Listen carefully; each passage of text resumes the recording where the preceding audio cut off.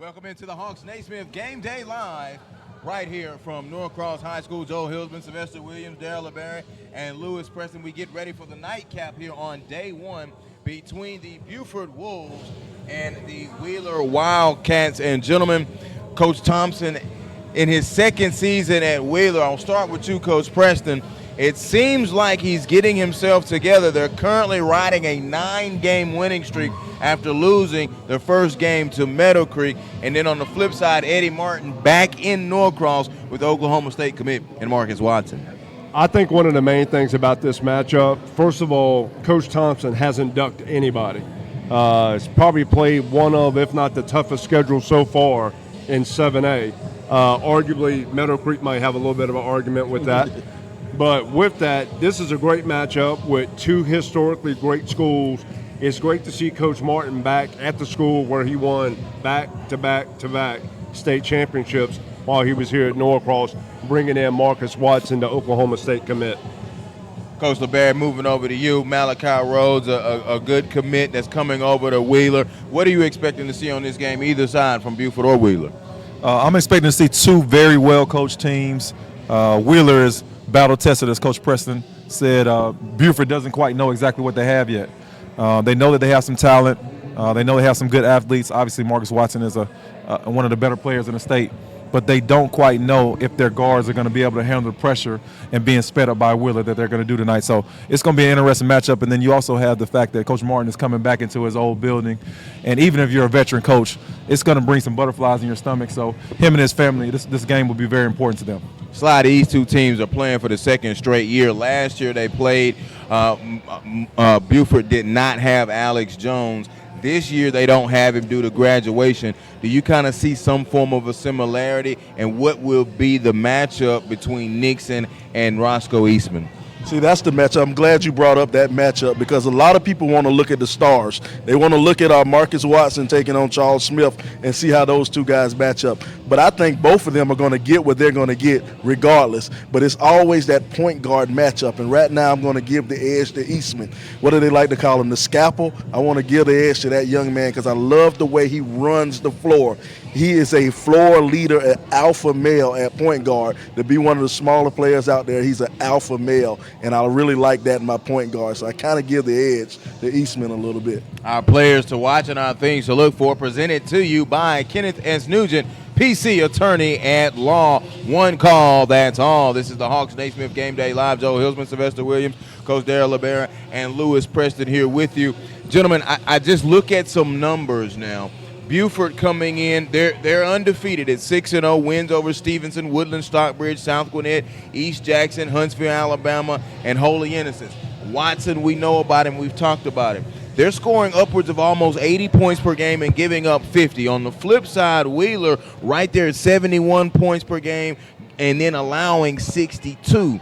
Something's got to give there, and I just think looking at it on paper, Wheeler a little bit more tested at this point in the season. And the great thing about them being tested, we're going to learn a lot about not only Coach Martin's coaching acumen, but how is he going to be able to withstand the different punches that Wheeler can throw at them, because Wheeler can play a variety of ways, and they've been able to show you they can win in a variety of ways.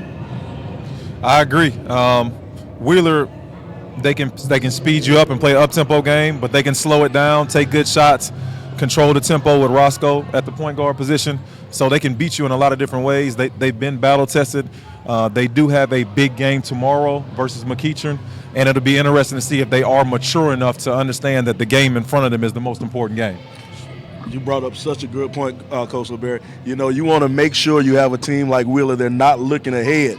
Then you brought up a good point, but also you got a coach like Coach Larry Thompson. He's not going to allow them to look ahead. No He's going to question. allow you concentrate on what's in front of you, and Coach Thompson's going to have his boys prepared. He's going to have them ready. You know, Coach Martin, he has a lot of championships over there, but Coach Thompson, he got quite a few himself. So it should be a good one.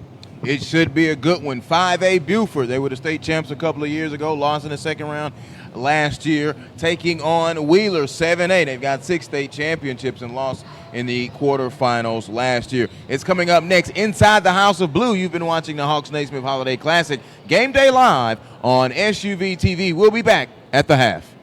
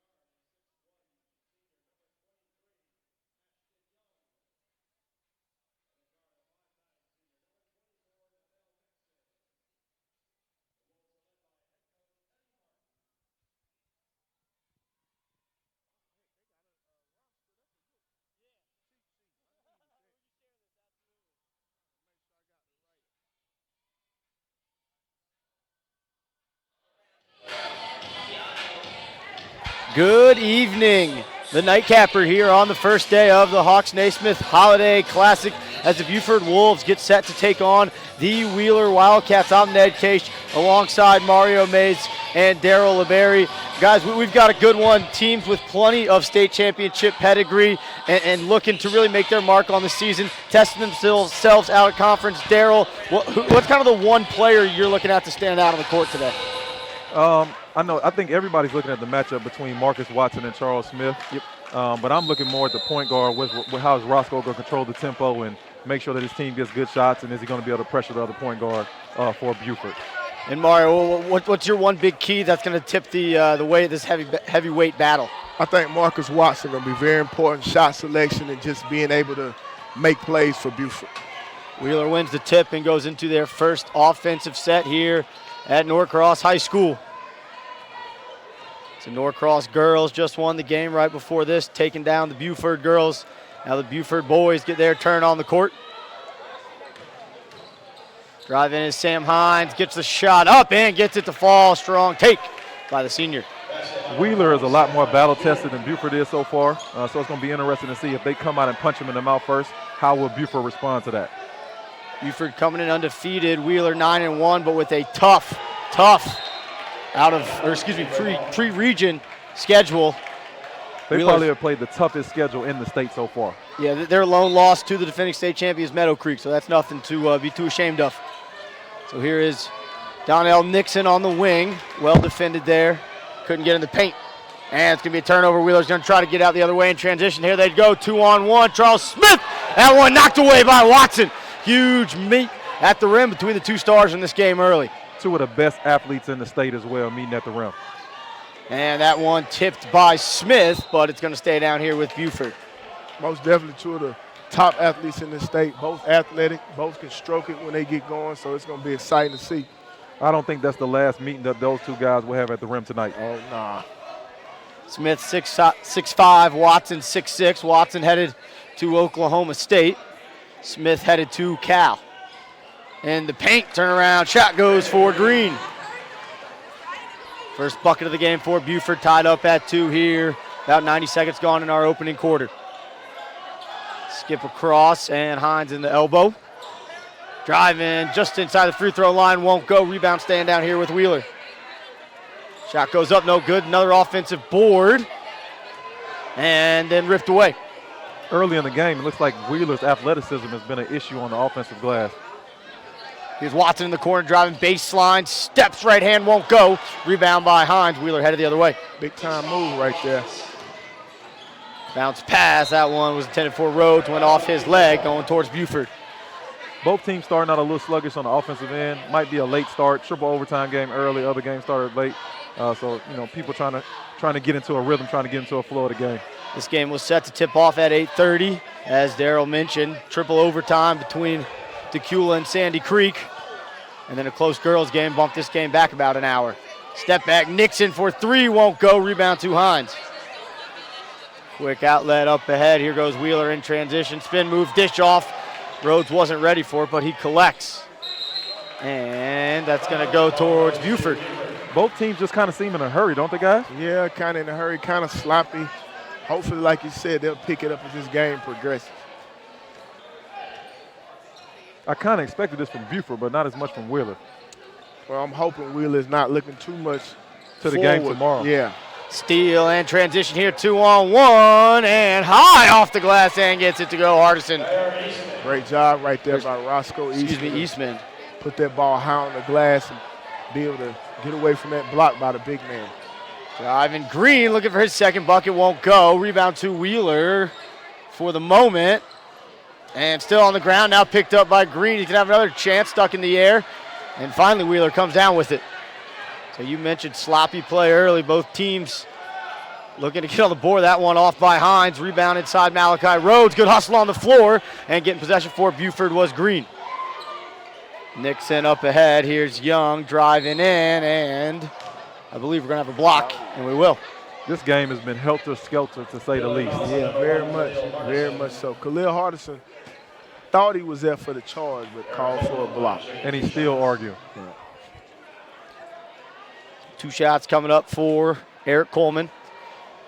And Wheeler playing their 4th game in 7 days, so you wonder if those legs are going to get a little bit heavy, maybe part of the reason for a slow start. Definitely. That's a lot of games in a short period of time. Plus, you also have no practice time because you're playing games, so only thing you can do is kind of go over your scouting report and prepare for the next opponent. This is it's a great gauntlet and a great test for them as they get ready to start looking towards a run towards the end of the year. So it's good to get those games back to back out of the way quick. Because that's how they happen in the state tournament. That's right. Quick turnaround in the state tournament. Wheeler looking to build upon a quarterfinal finish last year, lost to Newton 87-81. Finished the year 18-11. Kenny Burns just checked in the ball game. Let's see what he can bring to the table for Wheeler. Inside, Rhodes, strong take, gets it to go. His first bucket, Malachi Rhodes. Great job by Rhodes right there, taking Watson out there on the perimeter, putting him in the hole. Rhodes and Sam Hines don't get enough credit, but I think they're the glue guys that kind of make this team go. I like them, low maintenance, scrappy guys, and that's winners. That's it. Malachi Rhodes headed to play at Bucknell next year. Crossover by Watson, 3 won't go. And that tip almost went. Scrum for the ball. Yep. Those are game-winning plays right there, though. Exactly. It seems like everybody was a little tentative. You got to go get that ball, even if you have to dive on the floor.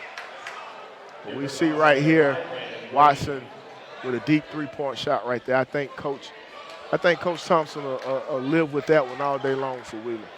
Watson and Smith, the 2 stars coming to this one, both still looking for their first points, but only 10 total points here halfway through our opening quarter. And I think Wheeler doesn't mind playing at this pace. Drive inside, Eastman gets it to go with the left hand. You talk about a kid that just works on his game. He's just continuing to get better and better and better. Last year he was more of a facilitator.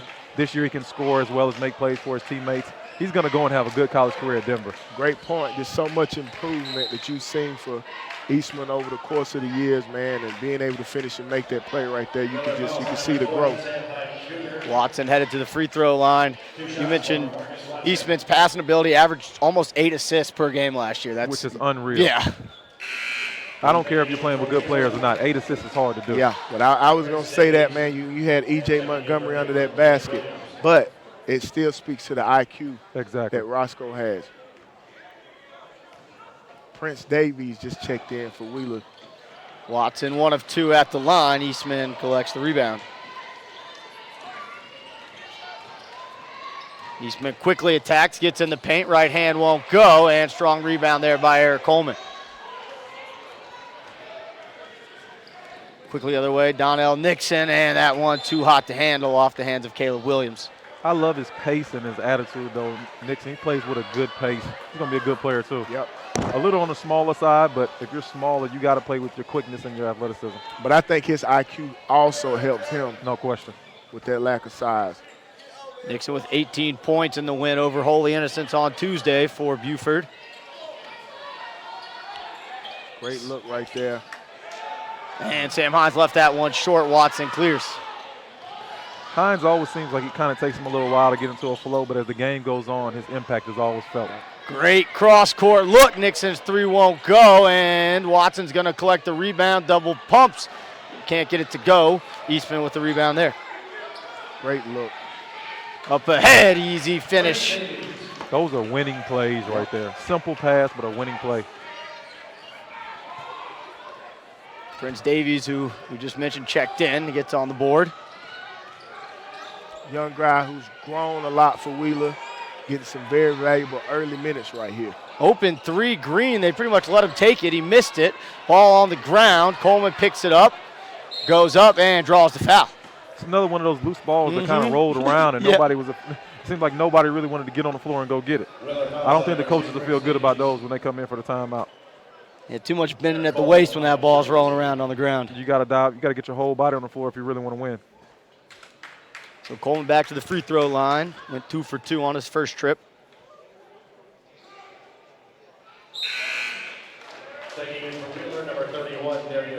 Darius Gaddy checking in for Wheeler. Now we see Wheeler coming in also with Nash Kelly, coming back with Charles Smith. And now you see the depth right here, Wheeler. And sooner or later, if you're not careful, this depth might take over the ball game. I think when Gaddy comes in, it also kind of changes the complexion of the way they play. They play a little slower tempo, a little bit more physical, so it gives them a different look when he comes into the game. And right away, Gaddy tries to establish position in the post. Now he's going to come set a pick. Here's Smith on the wing, looking for that pick off. Gaddy gets the switch on Coleman, swings it to the near side. I like the patience right here for Wheeler. And 3 from the wing is no good. Watson will let it go out of bounds, and it'll go to Buford. I know Kelly just missed that 3, but in the 3 or 4 games I've watched him so far this year, he would start at a lot of schools, even at good programs. He's a good player. And the one thing about Kelly is he's gritty and he will defend. That's a thing I hope all of the young guys start to understand, that, you know, if you're going to play, if you can be able to play defense, you got an opportunity to get on the floor. We got a timeout on the floor. We'll take that timeout with him. 90 seconds to go in our opening quarter. 10-6 lead for Wheeler. Attorney Ken Nugent partners with the Atlanta Hawks and Atlanta Hawks Foundation to provide young basketball players free entry into junior Hawks camp programs at Hawks Academy. From the points scored throughout the Hawks Naismith Holiday Classic, Ken Nugent will make a $1 donation to further fund scholarships this summer. Thank you, Ken Nugent, for this generous contribution.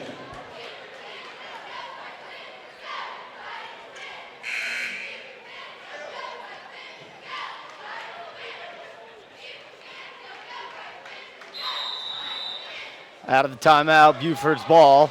Donnell Nixon will be running the point. Wheeler looks to be zoned coming out of this. Looks like they went into a 2-3, but an aggressive 2-3 though.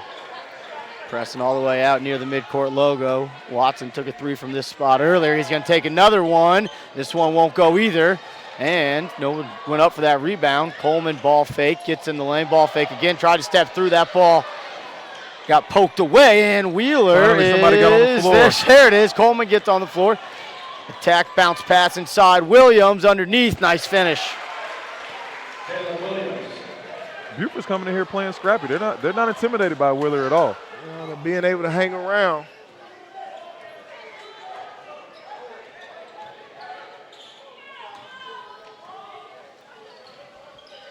Here's Nash. He's going to let it go for a three, and that one too strong. Watson with another rebound. That's a play Coach Thompson likes to run to see if Kenny Burns is feeling it tonight. That one swatted away as Watson tried to avoid the charge up ahead in transition. Good hustle, and that one swatted away. I think Coleman got a piece of it. Inside, no good. Another rebound, another chance to finish, and that one goes. Nice finish there. Coach Thompson urging his guys on to play with some toughness, with some energy. And that ball poked on the floor up ahead. Opportunity in transition for Nash. Kelly at the buzzer. Can't get it to go. And that will close out our opening quarter. 12-8 the score. And our finale here at day one of the Hawks Naismith Holiday Classic. We'll head to a break and be back for our second quarter right after this.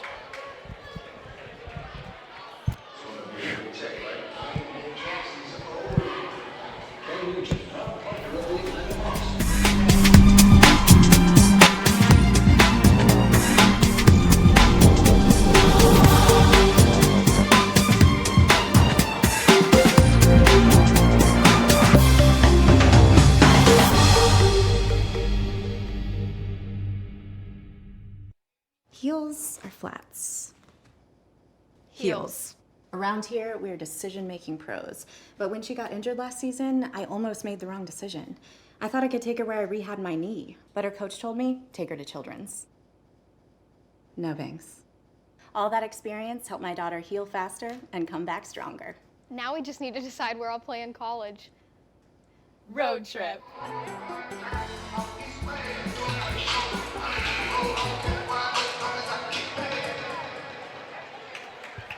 And we're back, second quarter action alongside Daryl LeBerry and Mario Mays. I'm Ned Case, 12-8 lead for Wheeler. Daryl, you mentioned it was pretty sloppy, a lot of balls just rolling around on the floor. Second quarter, you think things get cleaned up? Coaches kind of talking between quarters? I'm sure the coaches hope so. Like I said, I just think it was a lackluster start. Maybe the hour and 20-minute later start kind of threw the guys off. But we just had a three to start the second quarter, and maybe now the guys will settle in and play the kind of game that we expect them to play. Donnell Nixon on the board for his first field goal, gets a tray ball. There's Eastman holding that pivot foot, ball fake, trying to get in the lane. Floater gets it to go. Nice touch there, Nash Kelly. As we talked about earlier, Nash Kelly able to make some plays right here for Wheeler. And I don't know if you can tell, guys, but Wheeler has gone extremely small. They went with almost 5 guards out on the court. They're going to try to pick the tempo and the pace up and try to play scrappy here and see if they can force some turnovers. Up top, three straight away, no good. Rebound pulled down by Miller. Davies. And Davies. Ooh. Great look right there. Great look right there on the pass. Should have been a layup. Yeah. He stopped running. Man, stop running right there on that one. Like I said, this is an interesting group out here right now for Wheeler. Let's see how quick if they can turn this pace with this crew. Wheeler showed a short zone stint, but gone back to their man-to-man. The only issue for this Wheeler group is can they rebound the ball. Yeah. And right there you see Coleman take advantage of his size against Charles Smith and get a quick bucket. Smith and Watson still without a field goal. Watson does have a point from the free throw line. Well, the Stars have been relatively quiet so far. Eastman with the ball now for Wheeler. And that one poked away, but staying with Wheeler. Charles Smith needs to wake up. Yep. This is the moment where the Stars are supposed to shine right here. It's a big-time game. You got to be ready to play. When you're matched up with the wing that's supposed to be in the top 100 and you're a top 100 wing, you should have this circle on your schedule. Definitely. He should have came out gunning. They should have had to tell him to slow down. Definitely. Eastman spin move, scoops, and draws the foul. Strong take, Roscoe Eastman. Well, You don't got to tell Roscoe Eastman twice. He's going to make it happen. I think he's been the most aggressive player for the Wheeler team so far. Definitely. Paint touches. Paint touches, very important. First free throw attempt for Wheeler, and gets it to go. Coach Thompson electing to stay with the smaller group. He must just feel good about this matchup, or he's trying to light a fire under Sam Hines and Charles Rhodes. Get them guys to play, trying to let them know we'll win with 5 guards if you guys don't want to play tonight. Coach Thompson in his second year, 27-12 through 2 years, taking over for Doug Lipscomb. Nixon, that pass was deflected, and I think they're going to get a foul on Buford. That's what you're looking for right there, though. The pressure from the guards. Roscoe Eastman, the initiator right there, being able to get them to turn the ball over. It's a great job defensively. Because if you're going to play small, that means you're going to be aggressive on the ball, pick the ball further up, and then the wings should be denying on the wings to make it difficult entries to start the offense. Charles Smith at 6'5", tallest player on the court right now for Wheeler. They hold a 3-point lead, looking to extend it. They're still running sets, so this must be a group that they're accustomed to playing. Kelly, wing 3, and that one rattles out. Strong rebound there, headed the other way quickly is Buford. And that one's going to go out of bounds. Well, I'm very interested to see how long Marcus Watson is going to sit. Well, Wheeler's made the sub now, so. Here he comes. Yep. As soon as you call for him. Yep. Matches with Malachi Rhodes, who checks in. Malachi Rhodes playing at Eagles Landing Christian Academy last year, averaged double-double, 15 points, 10 rebounds. Corner 3, Nixon, nice play off the inbounds, won't go. Rhodes has a rebound. Great decision, great decision. 3 won't go. Wheeler still looking for their first 3. I think that's going to be travel, yep. Slow whistle. I think he was trying to let him play through it, but you got to either call a foul or a travel. He hit the ground. I think everybody in the arena kind of waiting for that whistle.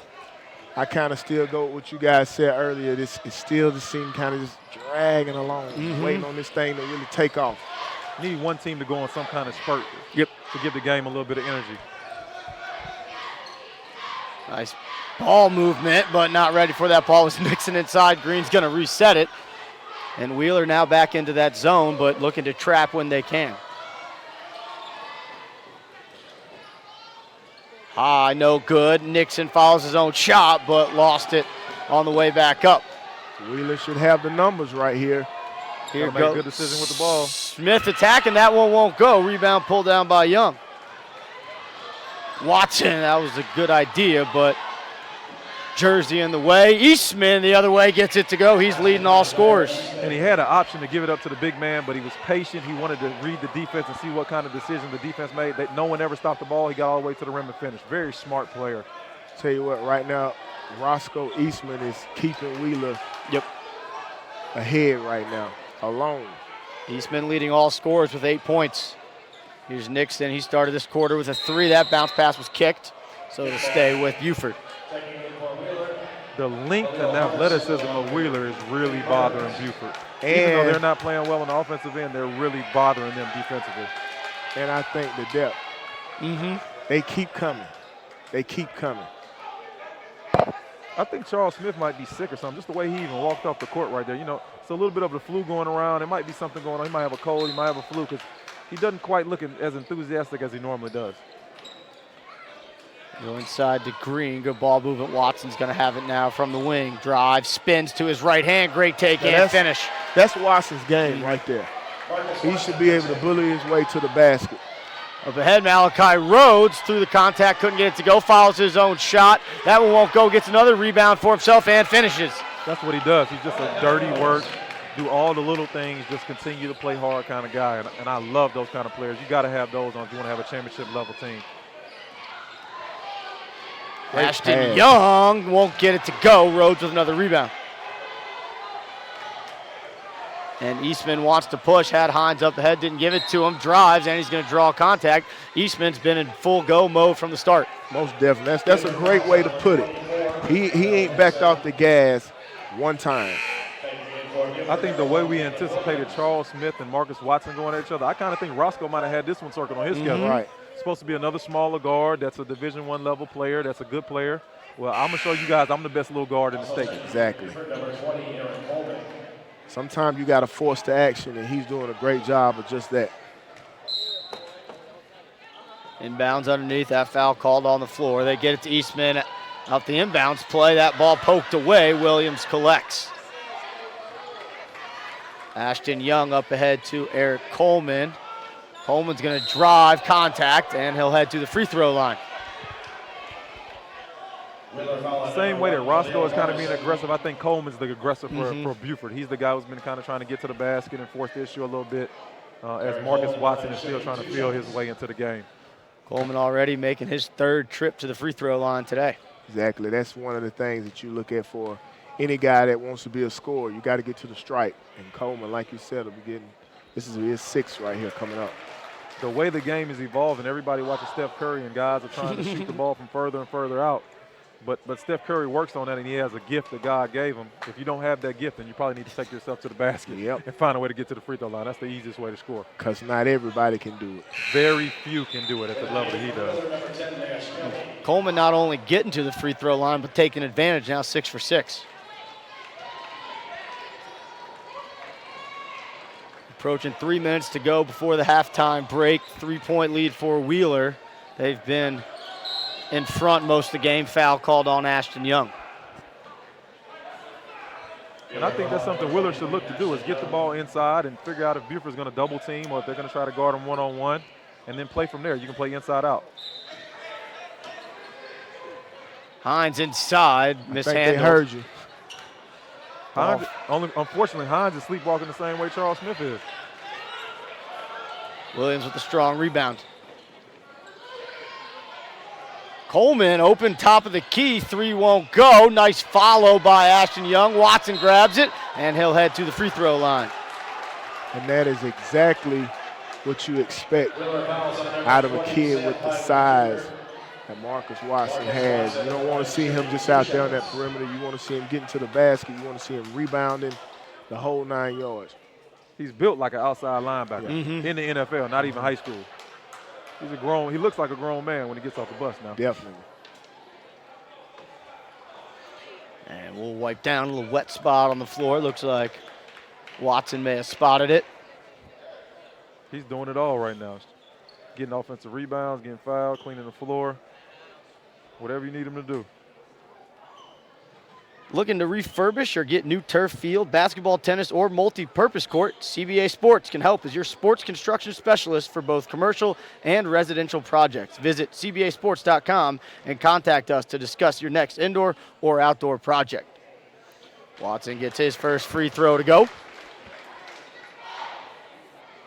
Now we look up at the score, and this is a 2-point game with 2 minutes left. And it's only 20-18. And a contrast of our first game, it was 27-25 at the end of the first quarter in that game. And no real flow for either team so far. And free throw line gets it to go. Kenny Burns, known as a shooter. It's a nice pull-up right there. I think he's another guy that's improved, though. He used to be just a three-point shooter. Now he's starting to do he's made a mid-range floater. He's made a free throw line jumper. He's starting to defend a little bit. He's gotten better. Nice ball movement. Good ball fake. A second ball fake where maybe he didn't need to. Shot won't go. Burns with the rebound. You talk about him being more than a shooter. Nice rebound on the inside.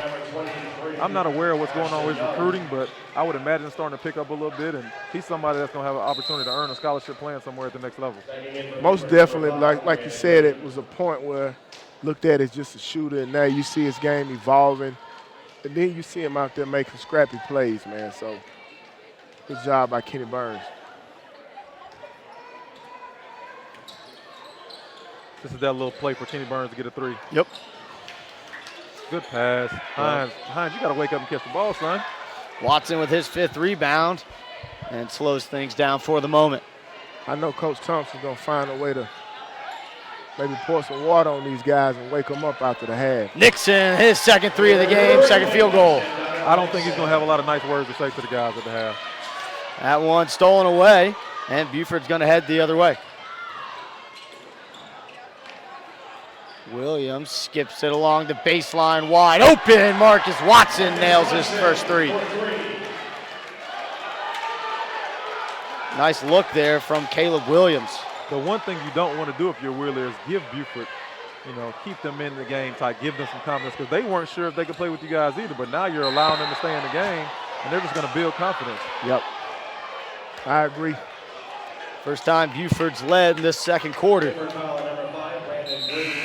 Even though we're up in the Buford area, Norcross actually has an advantage. They played a game in this same arena earlier in the year, so you would have thought that they would have came out a little bit more comfortable and confident. Yeah, this is familiar territory. They played excellent last time they were in here too.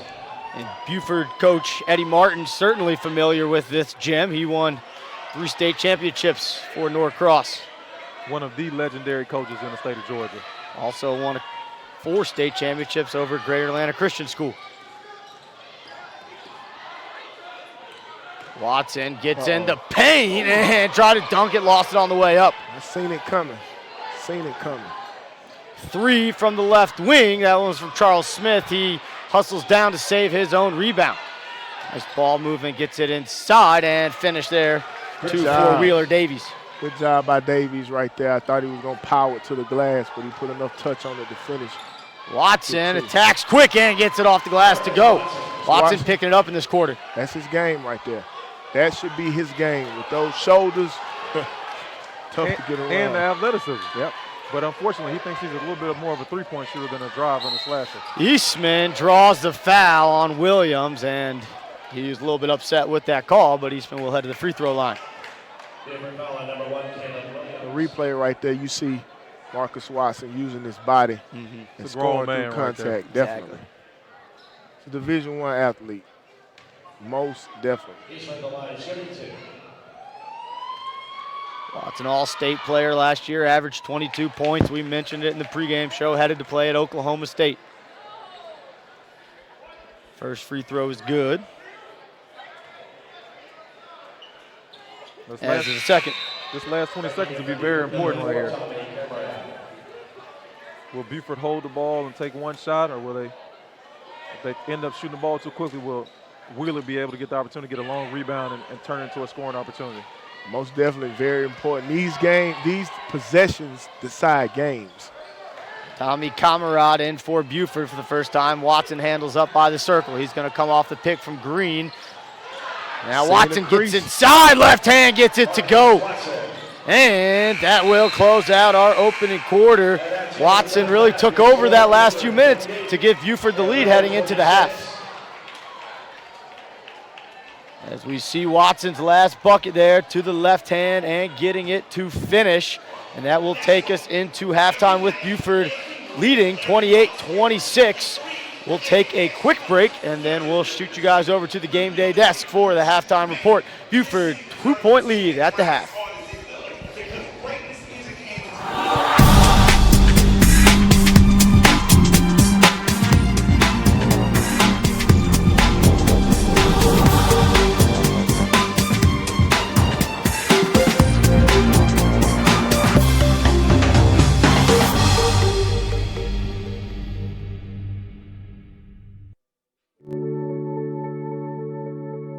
What is it about some places?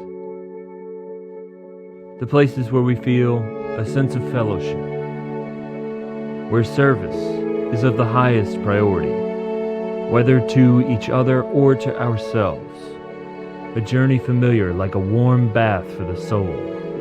Along the way we may get lost, but we always seem to find a friendly hand reaching out, guiding us the way back there, where we owe it to our younger selves. Just to feel like we're getting a little bit better at us. This place will always be there for you. This place is sacred. Because this place is home.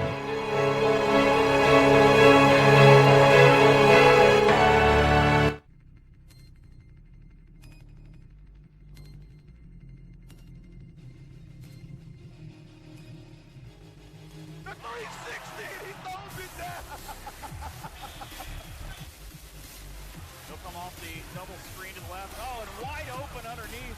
Sexton goes step back, fade away three. Oh, Colin Sexton. In the lane by Tracy. Here's Williamson, makes his way around one tight. Now hustling in toward the lane and throws it down. That's what the crowd had been waiting on. A fantastic dunk coming in by Williamson. Trent, off balance jumper. Nailed it. Pierre to Gary Trent Jr. Oh my goodness. That's how you end the game, folks.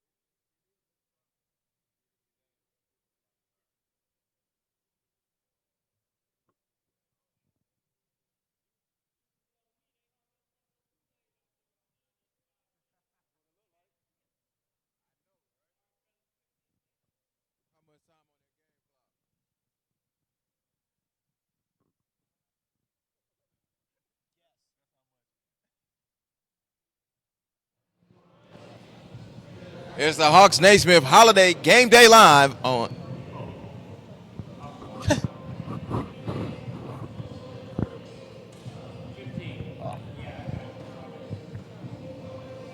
You know how much time is on the clock out there? Oh. Okay.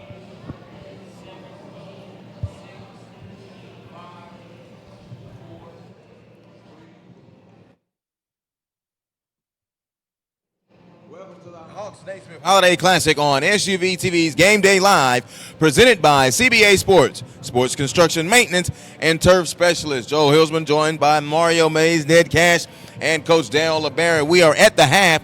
Buford a 28-26 lead over Wheeler. Guys, kind of a weird first half there that we expected. Coach LeBaron, I'll begin with you. What are your thoughts on this first half?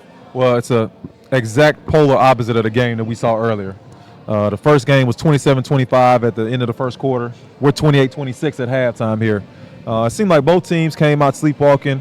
No one could get into a rhythm. No one could get into a flow.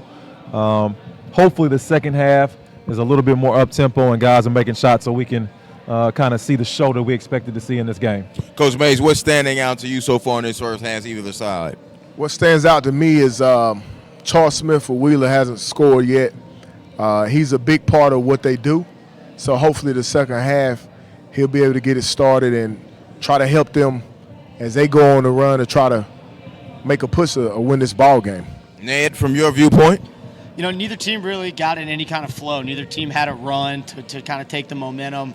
Wheeler's still without a three-point made. And so I think that the lack of shooting is a big reason why we're low scoring. For Buford, Eric Coleman really kept them in that game early, had 7 points before Marcus Watson in that second quarter took over and gave them the lead. Yeah, the shooting disparity is not there. Neither team shooting the basketball very well. Wheeler at 37% and Buford at 30%. Nothing jumping out to you on the stat sheet.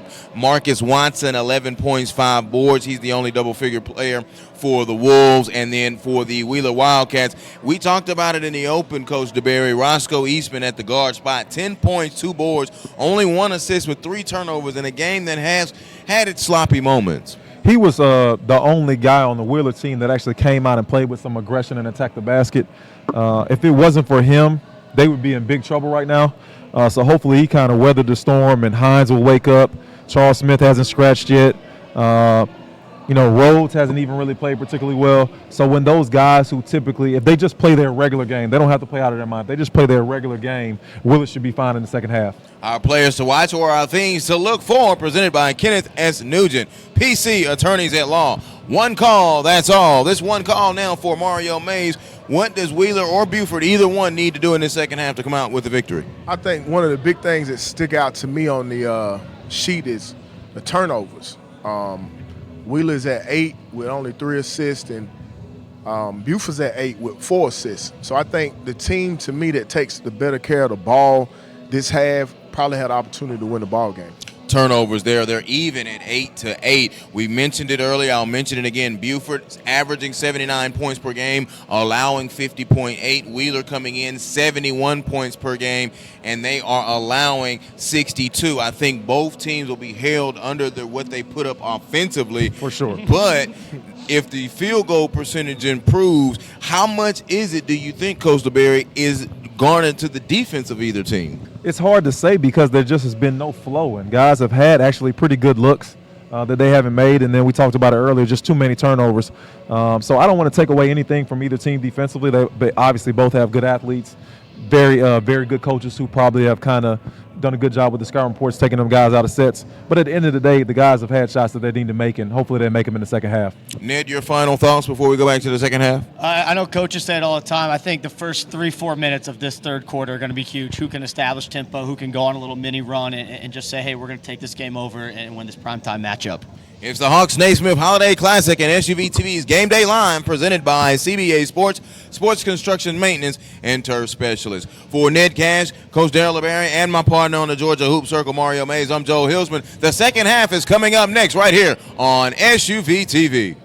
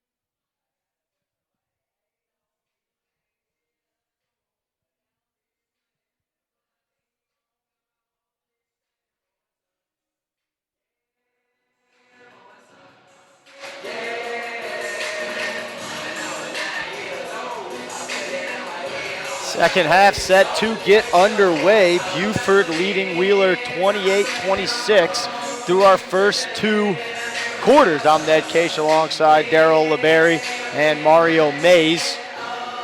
And guys, the matchup we were looking forward to, Charles Smith and Marcus Watson. It was Watson took over that second quarter, but really quiet out of Smith. For him, is it just the coach saying, hey, go take over at the half? Well, the matchup hasn't materialized yet. But I'm anticipating them to just play a little bit more aggressive and with some energy and enthusiasm this half. And no way he'll scratch both halves. So yeah, Wheeler needs him to play better. Most definitely. You got to get Charles Smith going. If you do, I think that'll be the difference in the ball game for Wheeler.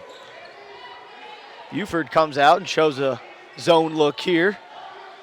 I don't think Wheeler anticipated that, so it slowed them down and made them a little bit stagnant to start the second half. And that's definitely what you don't want. You don't want to keep Buford hanging around, and right now they actually are. Bounce pass into the corner. 3 won't go. Nice work on the inside, Sam Hines. That's a good start to the second half for him. Now that's the Sam Hines we all know and love. And you talked about having a guy to be able to do that utility work, and he's great at doing that. I just saw a little bit of a different look at those guys coming out. I figured that Wheeler would play a little bit better, at least to start the half. I saw them talking to each other. That's usually a good sign. I tell you what's not a good sign. This guy right here getting rolling, going to the basket.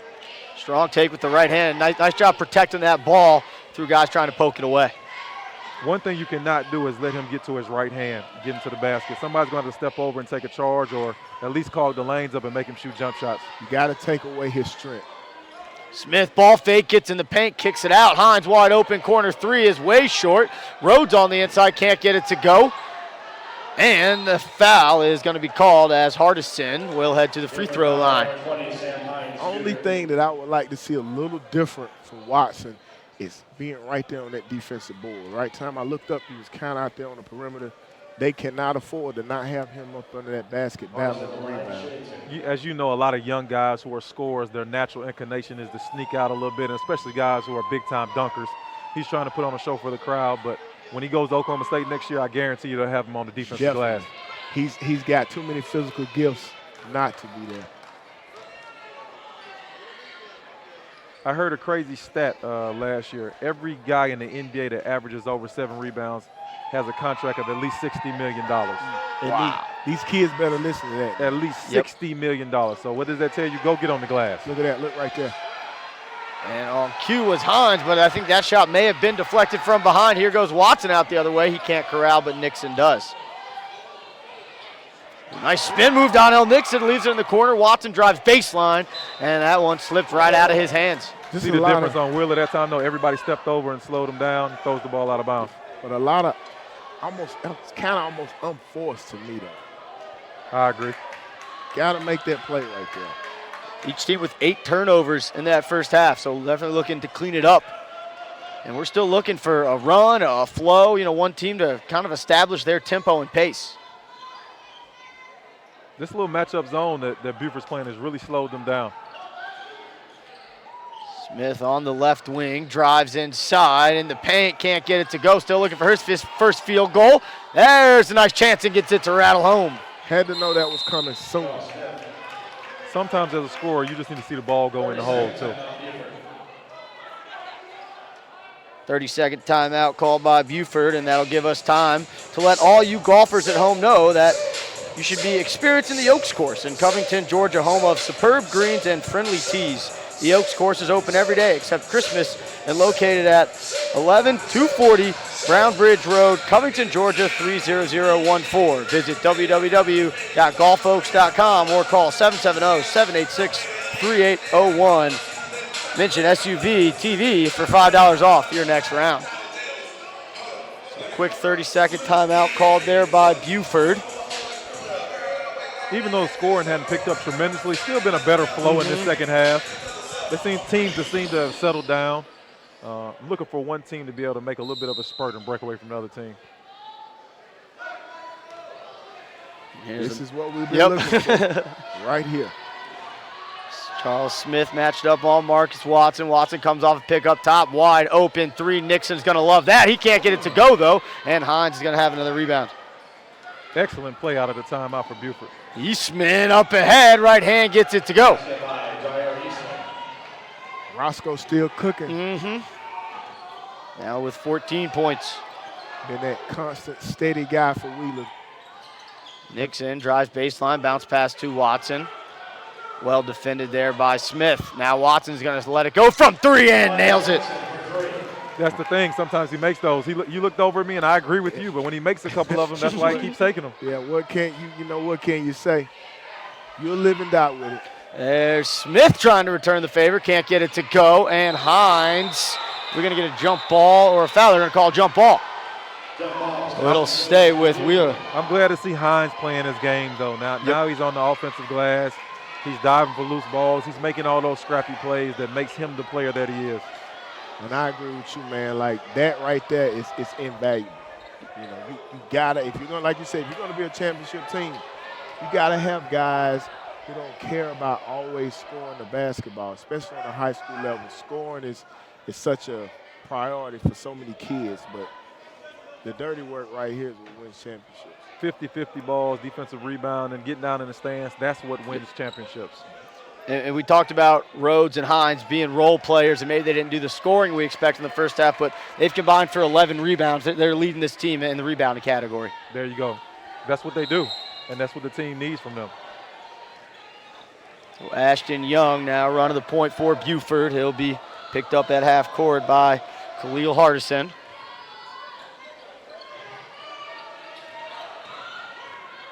Nixon up top's not going to let it fly. Bounce pass to Green. Green ball fake, now lets it go. They may have been fouled, nothing called, and Smith's going to have another rebound. But you see Rose contest that shot right there and change it. That length that you talked about before, Coach, is coming into play for Wheel on D. Young pokes that ball away from Eastman up ahead, and Smith pokes that one away from Watson. With that strength and athleticism, there's no way he should be stopped in a one-on-one scenario right there. He's got to get that ball to the rim. Too big, too strong.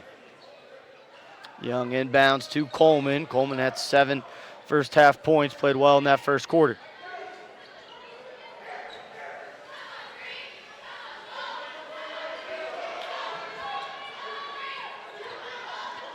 Well, our first game was in the hundreds. We'll be lucky if this game's in the 50s.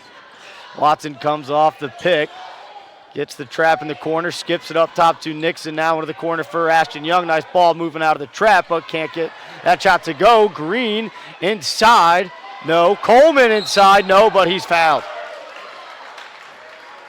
Again, Coleman finds his way to the free throw line. He just has a nose and a knack for the ball, and he just plays with good energy and enthusiasm. He's their version of Hines. He's just always around the ball.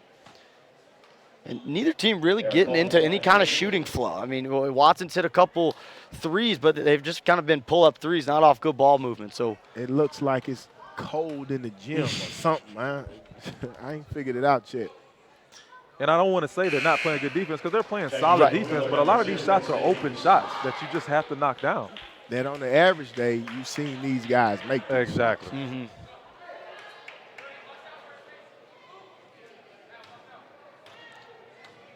And we mentioned that late start game like this. Sometimes you're just thinking about it all day, all day, all day. You just kind of get out of your flow a little bit, overthink some of the stuff you're doing. And I know we've mentioned it before, but human nature, it's hard for Wheeler not to be looking forward to that matchup tomorrow against McEachern. Yeah, I think that was a worry of for Coach Thompson, trying to make sure that the guys take care of business here and not be too focused on what's happening ahead. It's just difficult when you're that age, though. Yep. And everybody's probably been talking about that game all week. Yep. Nice play to get Smith a look from 3, but he left it short. Young running the floor. Watson couldn't find him. Watson, nice move inside to his right hand, and it's going to be an offensive foul. Great job of stepping up right there by Rhodes to take that charge as Watson got ready to attack the basket. And again, we don't exactly know what's going on with Charles Smith, but he also played at McEachern last year. That's going to be a big one. But I tell you what, his rhythm looks totally different tonight. I agree. That ball poked away. Here goes Watson, 2-on-1. Running the floor is Williams, and that is going to be a foul from behind. Still no rhythm or flow to this game. For either team. You get a turnover on this end, and then you get a turnover or a foul on this end.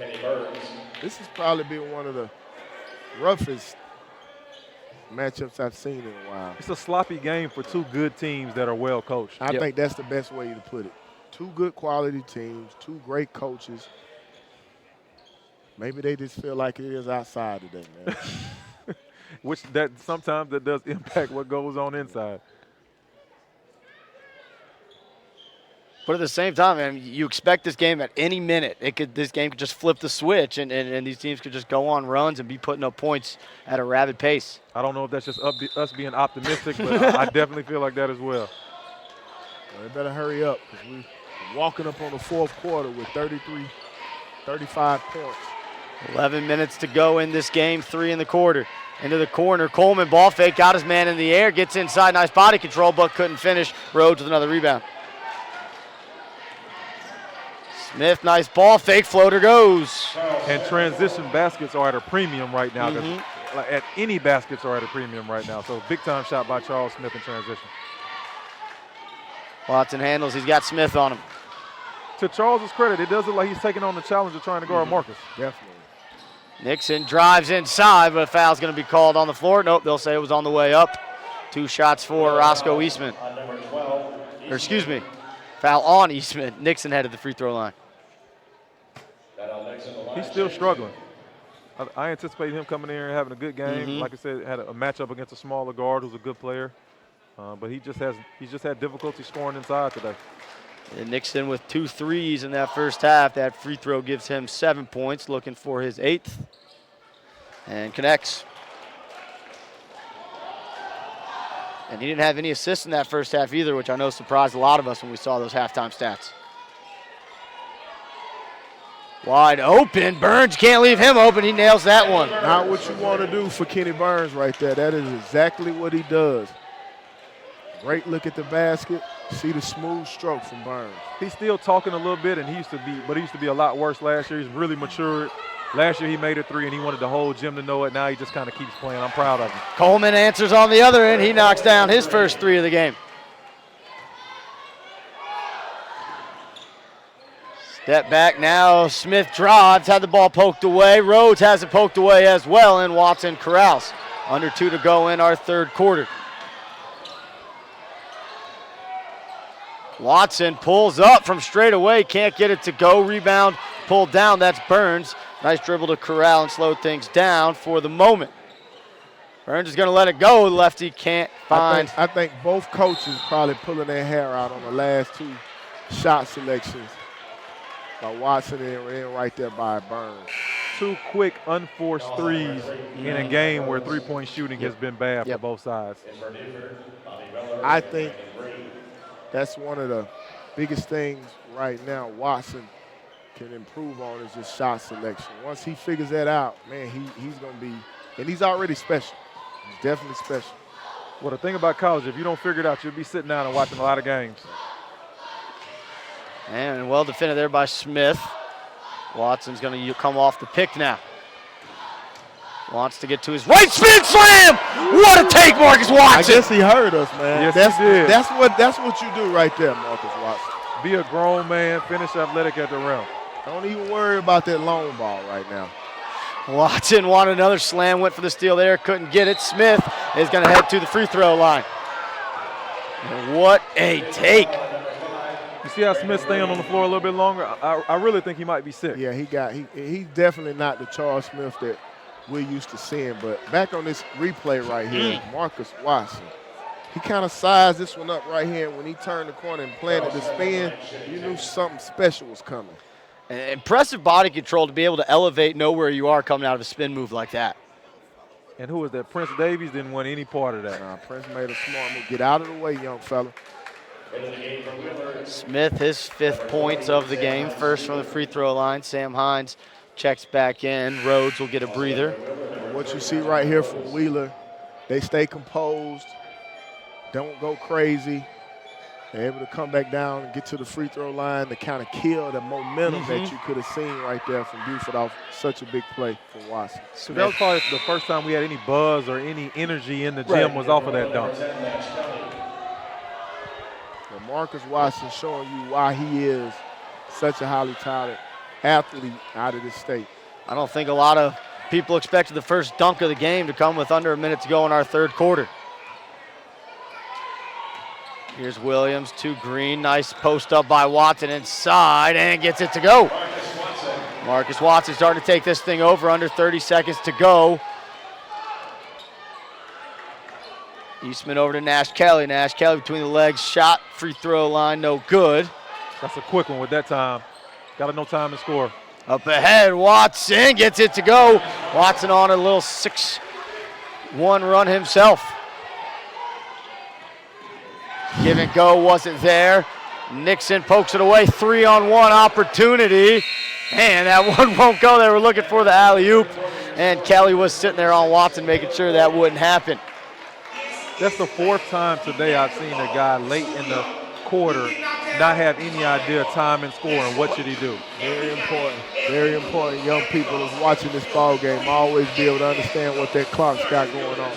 Buford's extended their lead from 2 to 4 from halftime. We'll head into our final 8 minutes with the score 46-40. Buford leading Wheeler.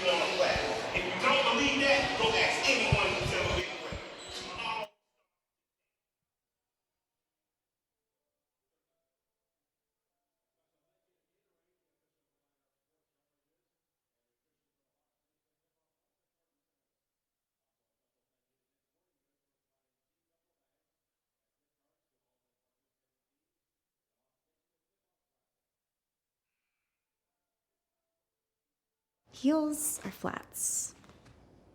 Heels. Around here, we're decision-making pros. But when she got injured last season, I almost made the wrong decision. I thought I could take her where I rehabbed my knee, but her coach told me, take her to Children's. No thanks. All that experience helped my daughter heal faster and come back stronger. Now we're just looking for road trip.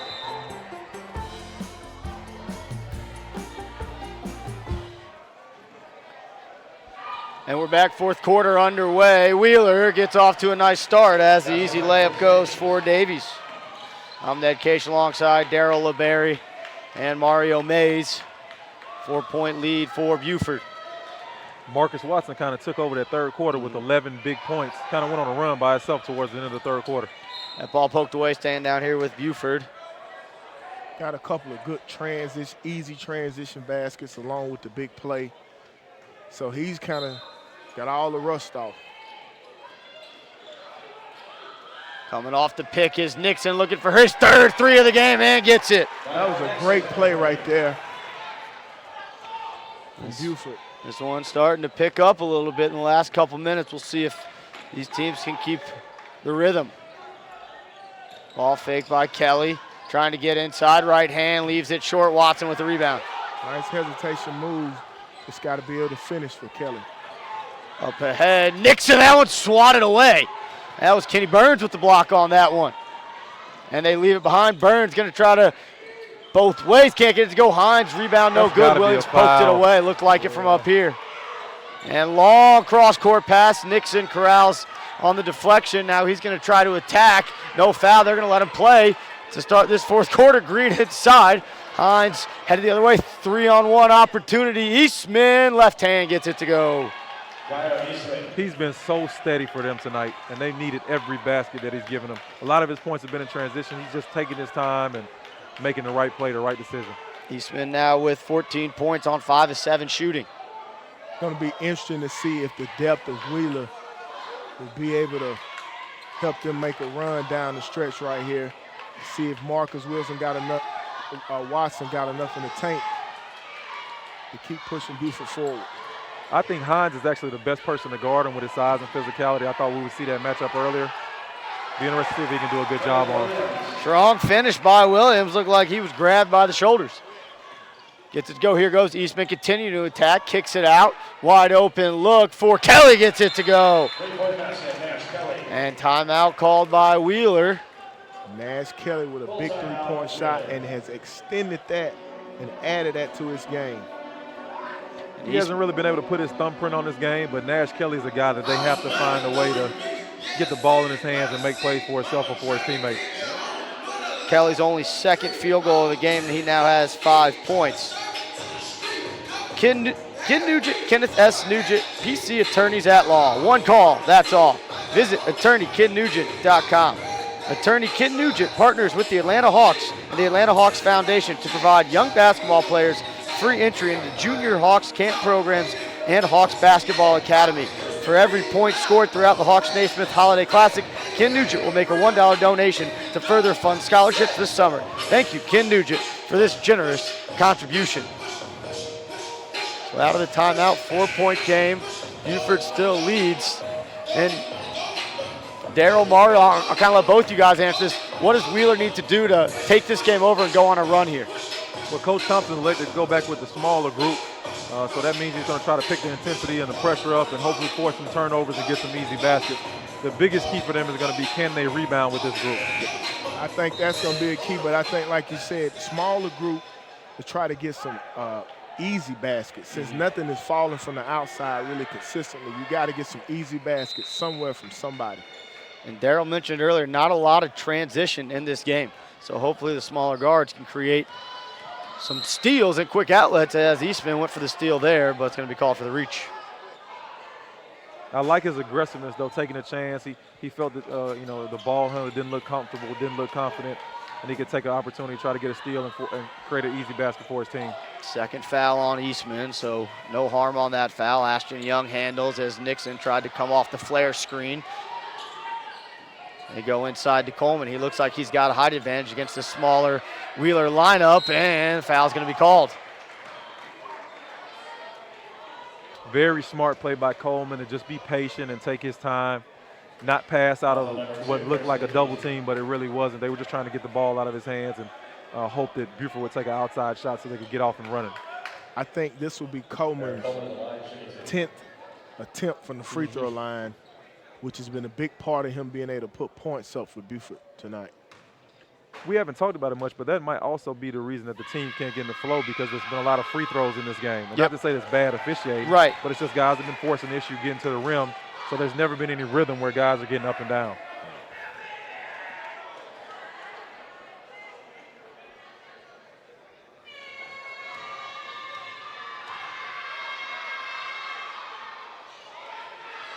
Coleman 1 of 2 from the line, and that rebound's going to go off Watson's hand. 5:20 to go, 5-point lead for Buford. They've led since the half, led by 2 at the half, led by 6 after the third. Eastman drives on Nixon and gets it to go. Another nice take there by Eastman. What patience and poise. Yep. Nixon over to Ashton Young. Now they go up top with Watson. Watson has Smith on him. Smith's been quiet, but has played good defense. And Watson's going to say, you can put your hand up, it's not going to matter. He knocks down another 3. I guess you can never really tell, but you'll take that one as a coach. That's what I think, too. Even though he took that 3, I think you just want to be one step closer and just contest that shot and live with the results. Eastman still making plays and basically keeping Wheeler in this ball game almost offensively by himself. Not basically. He's definitely keeping them in the game. And nice play defensively there by Davies to poke the ball away, but it'll stay with Buford. Great job by Prince Davies on the rotation right there, making a stop right at the basket. That was big for Wheeler. 18 points now for Roscoe Eastman. This group is smaller, but they play with so much more energy and enthusiasm for Wheeler. Inside, Watson going to head to the free throw line. I believe they'll get Smith on that foul.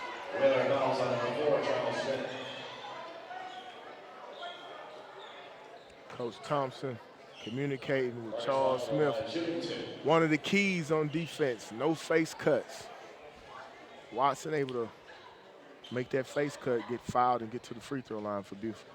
One of the biggest things that young guys got to understand is you can never let the guy cut directly in front of you, in between you and the ball, straight to the basket. Just stay in between him and the basket, make him throw it over top, and now your team has the opportunity to defend the play, especially when you're at a size disadvantage to start with. When you got a bull rolling down the lane, you better make sure you got good position and some help. No question.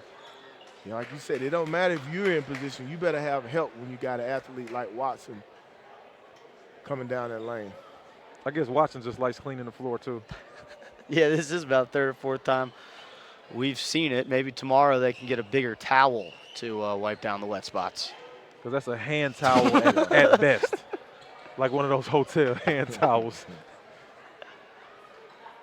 So Watson to the free throw line. 17th foul was called on Wheeler, so bonus for Buford for the rest of this game. Watson gets it to go, his 3rd point from the free throw line today. Quickly they get the ball inbounds to Eastman. He's going to try to attack before the defense is set, but a foul. And you can see when Eastman came across the half-court line and got about to the 28-foot mark, you knew what he was getting ready to do. As he changed pace and was able to recognize there's really no help up under that basket, so I'm getting to the rim. I also just think he doesn't think Nixon can guard him. Yep. And I think he also is happy to look up and see somebody his size or a little bit shorter, because he doesn't normally get that matchup. 5'9", Eastman is listed on the roster. These guys got to make these free throws, though. These are big possessions right now, especially when points are at a premium. He misses them both, and Watson collects. Watson now with a double-double. Ooh, nice crossover, bounce pass, nice ball movement. Coleman couldn't handle. You got to be mad if you're coach right now. Watson done a great job breaking down, and then he made a great decision on the pass. Very good decision. And Buford, I feel like, has had that a couple times where they move the ball really well, whether it's out of a trap or just in transition, and they're just not finishing the looks. But on the other end of it, Wheeler did a great job stepping over, making them make another pass and another extra pass. And if you do that enough, every now and then the other team will just give you the ball. Can't just let them drive and have straight line drives to the basket. Buford goes to the zone look again. Smith from the wing, he's going to leave it short, and that rebound momentarily went to Wheeler, and now they save. Rhodes. Great job. That's just a hustle play there, Looked like he might hurt his shoulder, but he made a heck of a play right on that baseline just to save the ball right there. See that keep it alive. These free throws are even more important than normal when the score is 56-51 with 4 minutes left. This is a Big 12 football game score we got going on right now. No free throws. They're going to call it on the floor.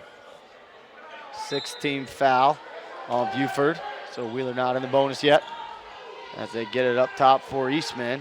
Eastman, nice fake, but lost the ball off his own knee. Nixon up ahead. Right hand won't go. Good hustle by Coleman and not give up and assume the layup will be good, and he's going to draw the foul. He reminds me of Adrian Dantley, the way he draws fouls. No question. What is this going to be, his 11th and 12th free throw? 11th and 12th right here. He has a great knack being able to get to the free throw line. But I tell you what was even more impressive, I like the hustle from Wheeler. Nash Kelly making a great play right there at the end to change that layup right there that Nixon looked like a sure layup.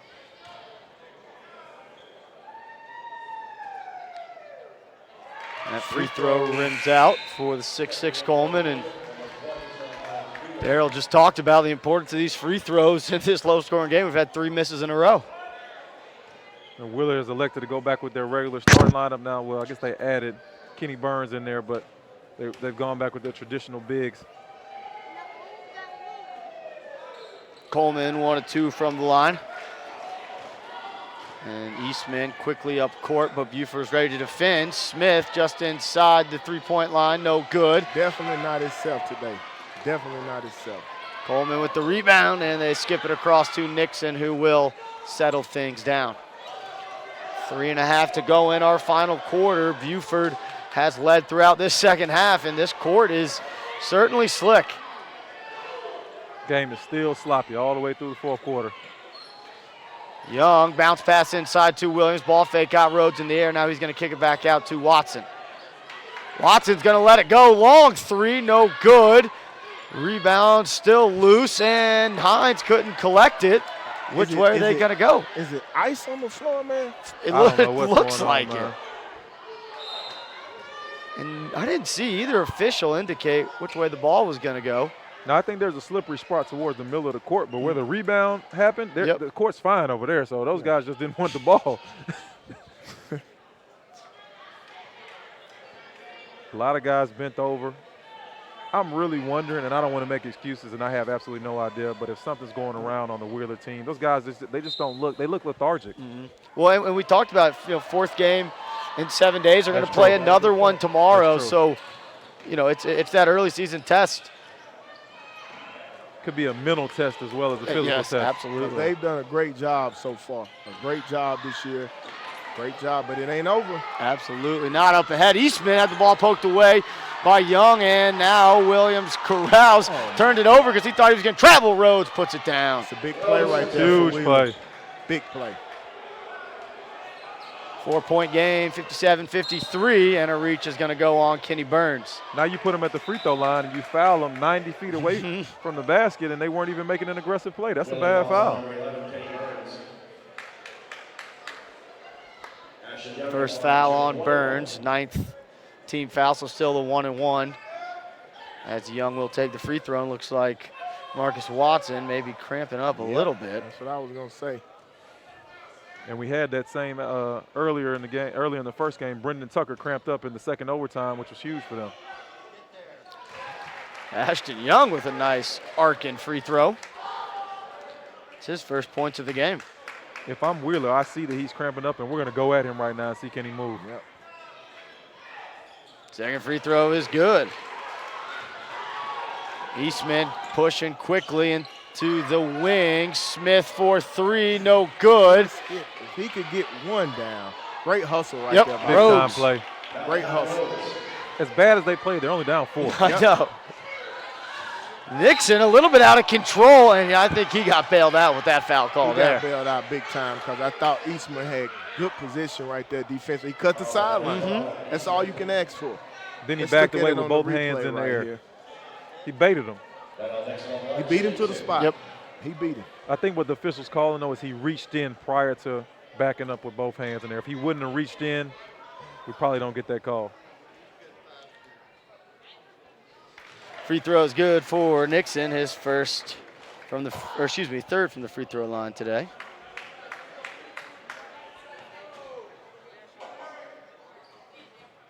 Wheeler still got time right here. Down 5 with 2:18 with some great three-point shooters. There it is. Southpaw Burns gets it to go, his second three. And you got guys like Burns and Charles Smith on the floor. Turnover. There you go. Good hustle getting on the floor for Coleman, and timeout's called by Buford. I don't know if they have possession, though, but great timeout by Coach Martin. Great timeout from the sideline on the scrap, and now we got guys getting on the ground. That first quarter, we didn't have guys on the ground. Now we got 3 in the fourth quarter. It's a 2-point game, 2 minutes to go. We'll take a quick break here on SUV TV.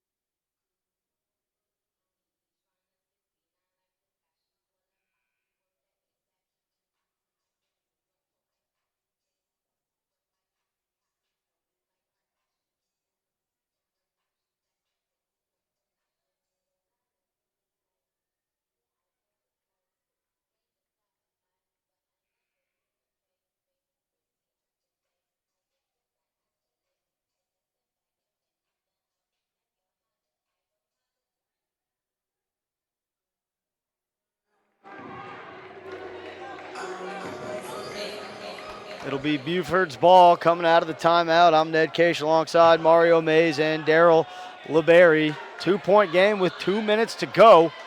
Buford leads. And they should inbounds from under the basket, I would think. It's late for the referees too, guys. Let's give them a break. To the ball into Coleman, now to Young. Nice inbounds play to get the ball to Watson in a good spot, but he lost it on the way up. Eastman to Smith. Smith in the paint. Nice dump off to Rhodes.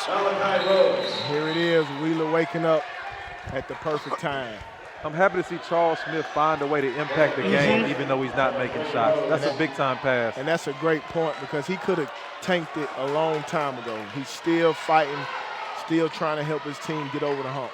Rhodes now into double digits with Burns and Eastman. Nixon crosses the timeline, poked away. Look up. Eastman up ahead. Rhodes looking for another bucket, and he's going to be called for the foul. That was lucky. All of a sudden, Eastman is turned into the incredible Hulk on the defensive end, and he's feeling it. I think he has Nixon absolutely shook, to be honest with you. And he kind of telling him about it, too. This game may have been sloppy, but I'll tell you, it's been close and it's been competitive throughout. And if you're a good team, you got to find a way to win games even when you don't play well. And Wheeler's not playing well today. They're struggling. They're out of rhythm, but they're just hanging around. Big free throw. It goes, and this is the first lead of the second half for Wheeler. Malachi Rhodes just put in his 11th point of the night. 2-point lead. Interesting right here. Wheeler showing some full court pressure. Burns on. Nixon just ran away from the ball. Man, the defensive pressure for Wheeler is jacked up. Mm-hmm. You don't want to foul here, though, because they'll be in a double bonus. Here's Hines on Watson. Watson drives, and that's going to be offensive. Stepping in, Kenny Burns. Great job by Kenny Burns on the rotation to step in and take the charge. And it seems like a completely different team in the last 3 minutes. Well, Hines has got on Marcus Watson. We talked about that earlier, and Watson hasn't been able to get the ball and make any baskets. And without Marcus Watson scoring, Buford has really struggled to manufacture points. Eastman guarded by Nixon. 5 count is on, and that's going to be called.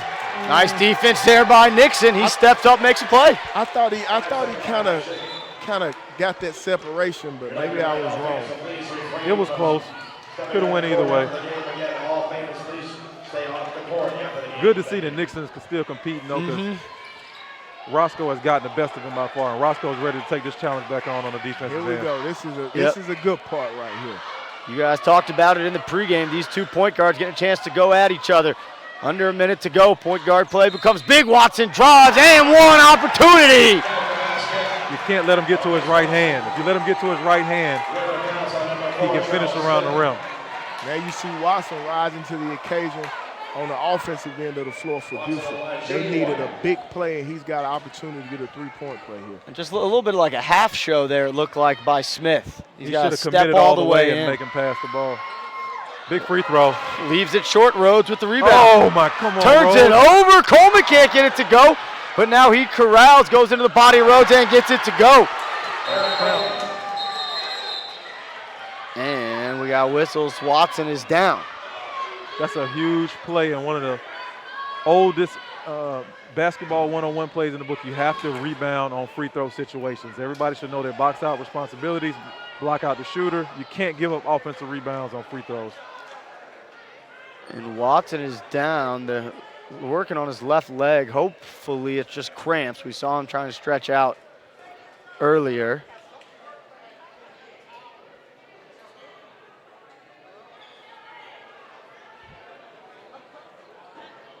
At Children's Healthcare of Atlanta, the sports medicine team doesn't just treat the pain from sports injuries, they work with young athletes to fix the problem and teach them proper sports mechanics. When you choose Children's, you're in the hands of specialists who understand how to help young athletes get back in the game.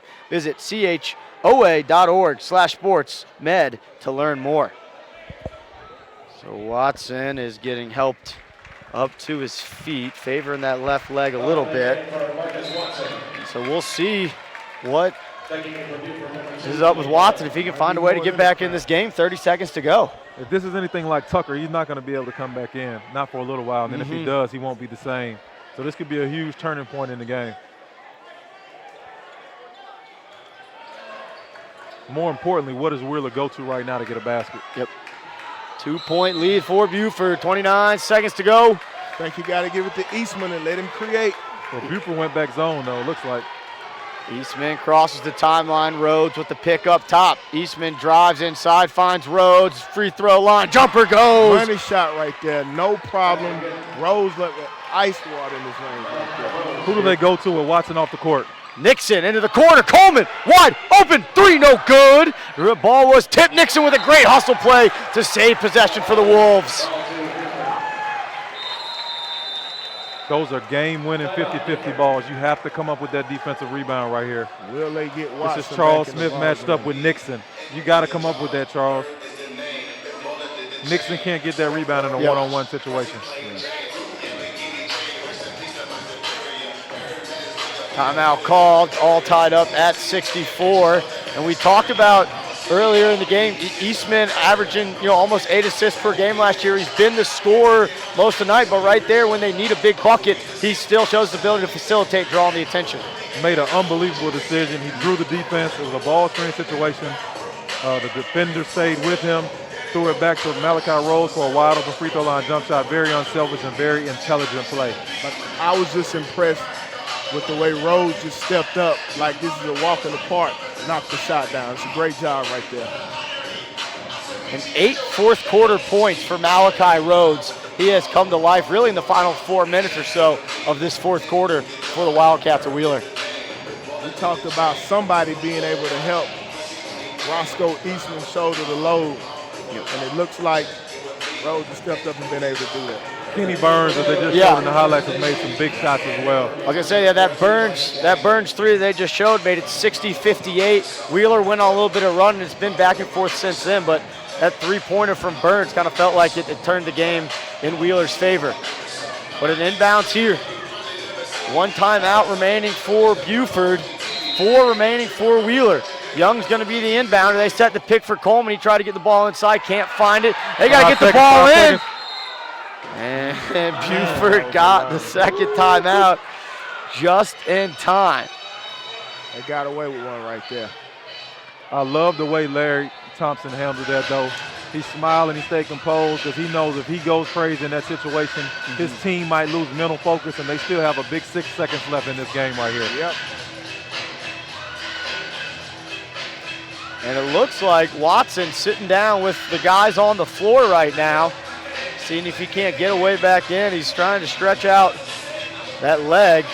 But it looked like on that last inbounds, they tried to get it to Coleman and use his size inside to get the easy bucket. They wanted to run some kind of up-screen action. They wanted a little on big screen, tried to get Roscoe Eastman on a bigger guy. But what happened was Watson couldn't get open. He has no explosion, because he's cramping right now, so he just can't move. So they ended up in a bad situation, and we're very fortunate that wasn't called a 5-second call. Buford is now out of timeout, so they'll have to find a way to get this ball in. Wheeler still with 4, but I don't know if it's going to matter too much. A little more size on the court with Rhodes and Hines. Charles Smith not on the court right now. Watson is for Buford, 14 in white. They get it in quickly to Coleman. Coleman's going to drive, loses the ball momentarily, kicks it out. Nixon's going to have a chance for 3, won't go, and we're headed to overtime. It's only fitting that we went into overtime after having a triple overtime game in the first game. It's 10:50, and we're not tired yet here at the Hawks Naismith Holiday Classic. Our final game of day 1 is headed to overtime. We'll take a quick break with them, get our breath. You guys do the same. We got 4 minutes of overtime ahead.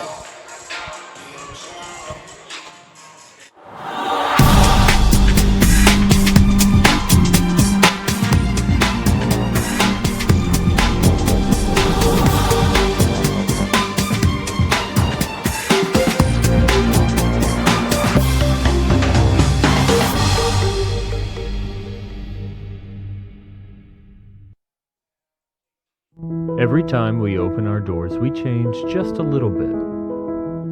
Every blade of grass, every rose petal, every pen location. But the one thing that doesn't change is our commitment to an exceptional golfing experience. Being prepared to give it our all 364 days a year is not just a credo. It's our soul.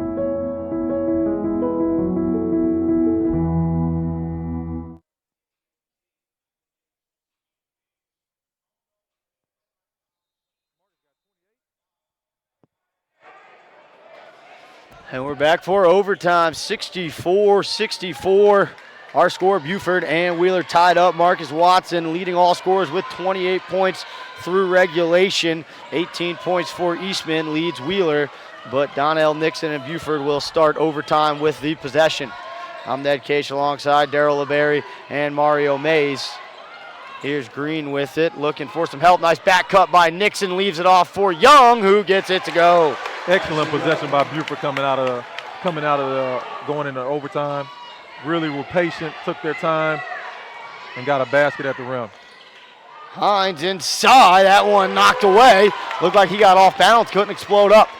Again, Hines just hasn't been in the flow. Him and Charles Smith just haven't been their usual players that they typically are, which is put Wheeler in this situation where somebody else is going to have to step up. Hines with only 4 points. Nice bounce pass inside, but Watson left it short. Rebound cleared by Hines. Headed the other way. Inside, Smith gets it to go. Charles Smith still banging away. And I don't know if you guys saw it, but right before the end of the first regulation, he was behind the bench. Looked like he was taking some kind of medicine or something. I think he's definitely sick. Nixon had that ball poked away. Here comes Eastman the other way quickly, a little bit out of control, and he draws the foul. Maybe he was under control the whole time. But now Eastman is down, a little bit slow to get up.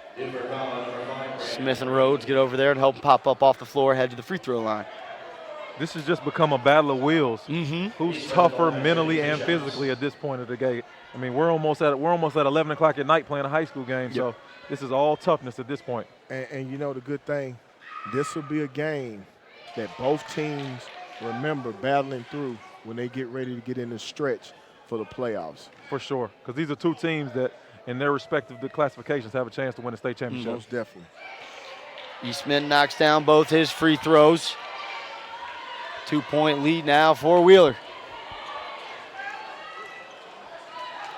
Marcus Watson battling through cramps for Buford and leading all scorers.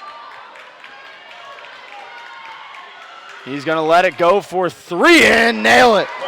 Marcus Watson. You can never tell if it's a rhythm shot with Watson, but I've seen him hit 3 tonight. That's 3 of those that we looked at each other like, why is he shooting it? And then it goes in. Yep. Inside to Hines, poked away, staying down here with Wheeler again. Hines not able to corral these looks inside. How many times has that happened tonight? Been quite a few, and he struggled with only 4 points, but he does have 7 rebounds. And Marcus is 10 rebounds. Marcus Watson still struggling a little bit with cramps. He's trying to stretch while they wipe the court with the little baby towels. Guess he's not bending over to wipe the floor this time.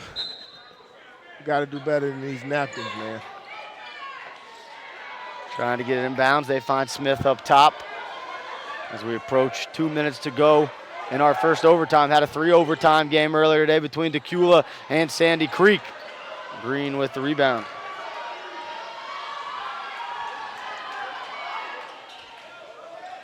Coleman to Green. And he's going to look for a guard to find some help. And he just hands it off to Watson right in front. Watson looking for another 3. That one air ball. Nixon saves it inside to Coleman. That shot blocked, and we're headed out the other way. Here comes Eastman in transition. Finds Kenny Burns. The southpaw from the corner rims out. Watson with the rebound. That's a good shot, though. Kenny Burns can make that shot. And you see the pace of this game picking up, and we're in overtime. Here goes Nixon driving baseline into the corner for Young, who resets, and resets it with Marcus Watson.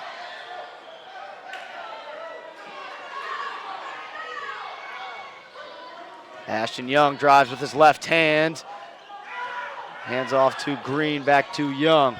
Good decision by Buford. I think they're going to make Wheeler foul him right here with a minute left in the game. Oh, man. Turnover. Young almost lost it. And Nixon, that probably should have been a foul. Nothing called. Here comes Smith the other way. Smith hesitation move, steps through. We're going to have a jump ball. We will. It's going to go to Wheeler. Well, they letting them play. They letting them play like a state championship game, man. They are letting them go at it. I personally like that. I don't want the refs to control the game. I want to see, let the guys on the court determine who's going to win. 2 programs with plenty of state championship pedigree. Under a minute to go now. 69-68, our score. Eastman is, what are we going to have? I think we're going to have a timeout call.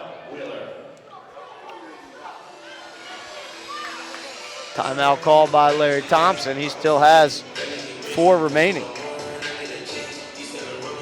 I don't think he liked what they were going to do right there, so he decided to get a timeout, get him settled down. There you go. Coach Thompson going to the drawing board to put something together. Big possession right here for Wheeler. Both teams probably needed a little bit of a break or a little bit of a blow as well.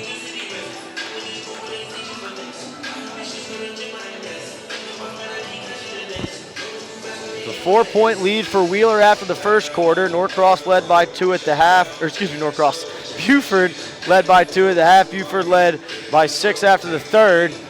And then Wheeler went on a nice fourth quarter run to tie this one up. Big play by Malachi Rhodes late in the game. And I just don't think we could say enough about the play of Roscoe Eastman all game long. I mean, from the get-go, he was ready to go to the hoop and kept this team in it all throughout the game. He's been the catalyst for Wheeler, but I will say this, as slow as Charles Smith started, I still got to give him a lot of respect for battling and continue to keep pushing in this ball game to being effective right here for Wheeler at the end. Done a decent job on the defensive end as well.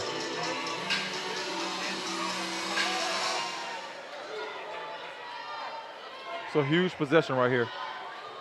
Coleman, Green, Nixon, Watson, and Young for Buford. It'll be Burns, Hines, Rhodes, Smith, and Eastman for the Wildcats. And that backdoor cut was knocked away. Ashton Young finds Nixon. And with a 1-point lead, Buford can be patient. Eastman fouls. It'll send Nixon to the line. One of the few bad decisions that Roscoe has made, and then he compounds it with making a foul at half court right there. Good point. As much as Roscoe's done right there, that's kind of uncharacteristic of him right here. That's what happens when it's overtime, though. Late in the game, guys are tired. But if he misses this free throw, we'll forget everything. Definitely.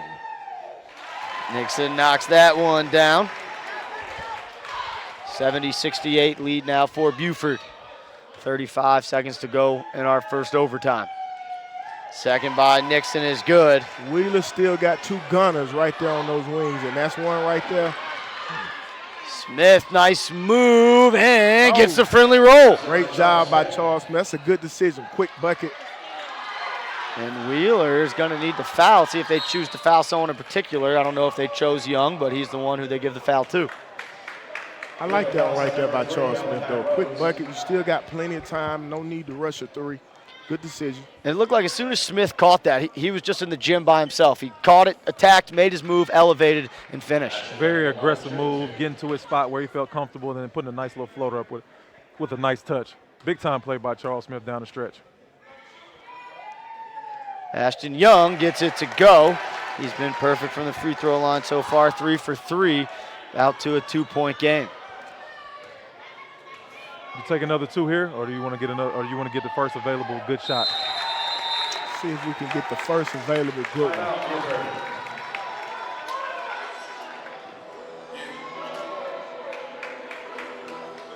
Nixon. Tell you what, though, Wheeler has, I think, 4 guys almost in double figures right now.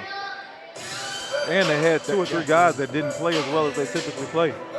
Yep. And I think another stat to look at, and this is based off the end of regulation, 21 bench points for Wheeler, 4 for Buford. Wow. So we talked about that depth, and you know, you play 4 games in 7 days. Well, you can come back late in the game when you got that many guys playing, that many guys contributing. What's carried Buford on the other end is that Marcus Watson just had a big time game. Yes, 11 for 19 absolutely. from the field, 10 rebounds. If he wasn't scoring at the rate that he was scoring, Buford would have no chance in this game.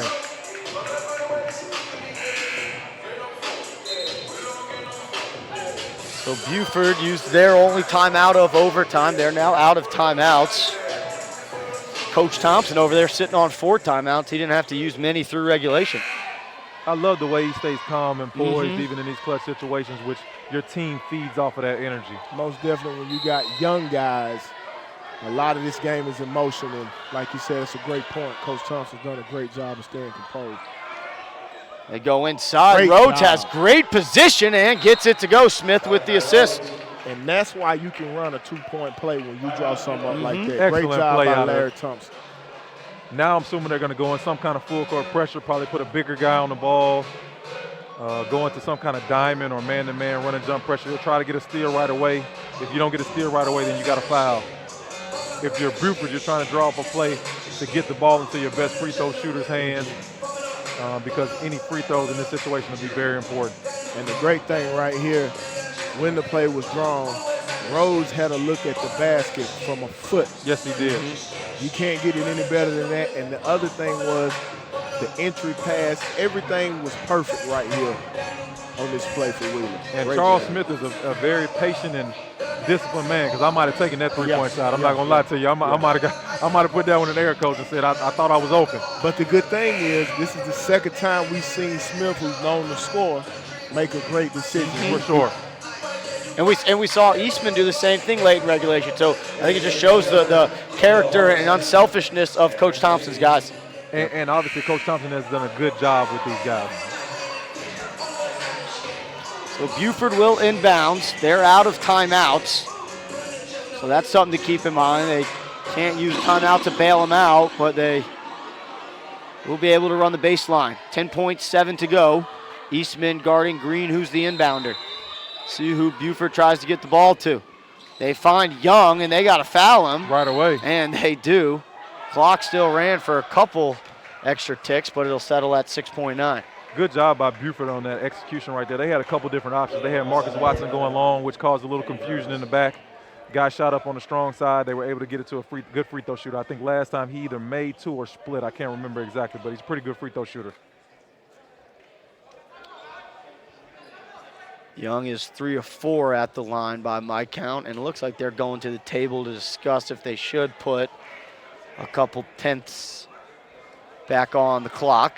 If you're Wheeler, you want as much time as possible. I tell you what, though, guys, it was a point we were trying to figure out if they were going to get 50 points, and look at the score. 70 points, 73 to 72. Well, and as the game got later and tighter, I mean, playmakers just started stepping up and making all kinds of plays, whether it was a rebound, an assist, a defensive play. Guys just wanted to win, and that's what these coaches want out of a game like this. But this is where you win ball games on the free throw line. That's it. Nice soft touch. Gets it to go. Still will be a one-possession game regardless. So now, coaching decision, if Young makes this and you're Coach Eddie Martin, do you foul Wheeler or do you let him get a 3 up? You know, there's a couple different philosophies on it. A lot of guys would say try to give a light pressure, let them get across half court, and if it's under 2 or 3 seconds before they shoot it, foul them. But if they throw it long, it's hard to foul right away. When I say, man, with high school kids, that foul thing is so tough to try to, execute. Yeah, it's tough. Here goes Eastman. That's what he decided to do. They do foul, and Eastman tried to throw it up, but won't count. It's a little early, though, 4 seconds. You probably should let him cross half court if you're going to do it.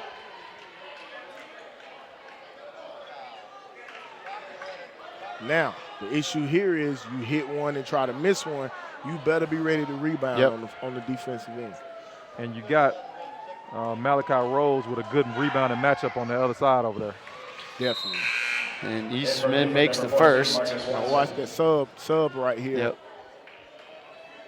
Eastman is talking to coach now. They're trying to figure out if they're going to miss it or what they're going to do. He just looked to see, so I think he's going to try to miss it. Nope. Gets it to go. So they got to foul quick, Wheeler, and they find Coleman wide open. That should run this thing out. Coleman's going to slam it home for good measure, and that will do it. 77-74. Buford wins this one in our finale at day 1 of the Hawks Naismith Holiday Classic. Tough way to end a good ball game. Yeah. Guys just didn't get matched up. No communication. I think they were just spent at the end of the game. Yep. And a great game. It was sloppy throughout, but 2 championship teams found a way to make it close. Buford pulling this one out 77-74. Daryl, Mario, kind of last thoughts. What are you taking from this game with you? I say what we talked about earlier, 4 games, 7 days. I think you could see the fatigue with Wheeler. I still think they got a great ball club. Larry Thompson was doing a heck of a job. And you hope that they weren't looking forward to what's coming tomorrow, but I know they'll be prepared. Just some good basketball, man. They'll sleep well.